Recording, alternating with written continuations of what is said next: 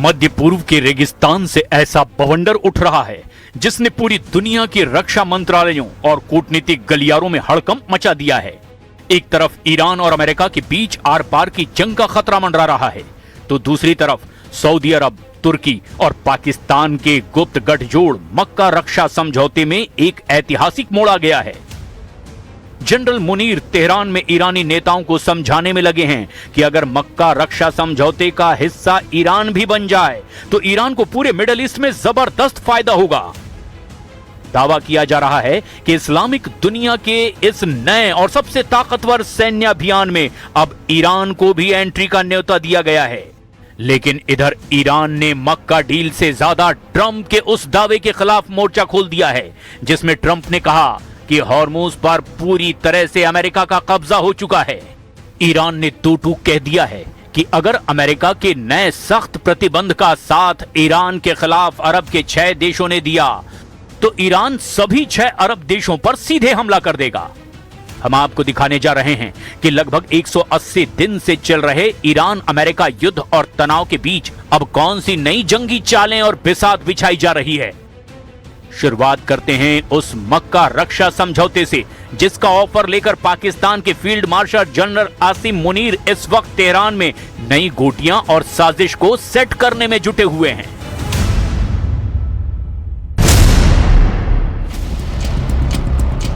कहानी की शुरुआत होती है मक्का रक्षा समझौते से जिस पर सऊदी अरब, तुर्की और पाकिस्तान ने दस्तखत किए हैं।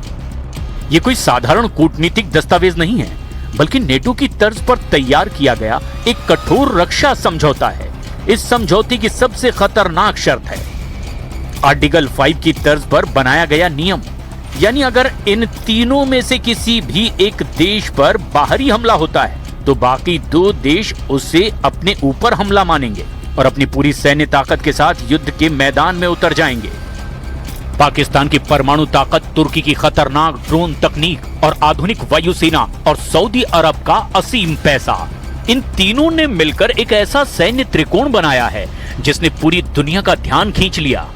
लेकिन अब इस त्रिकोण को एक चौकोर में बदलने की सबसे बड़ी और चौंकाने वाली चाल चली गई है।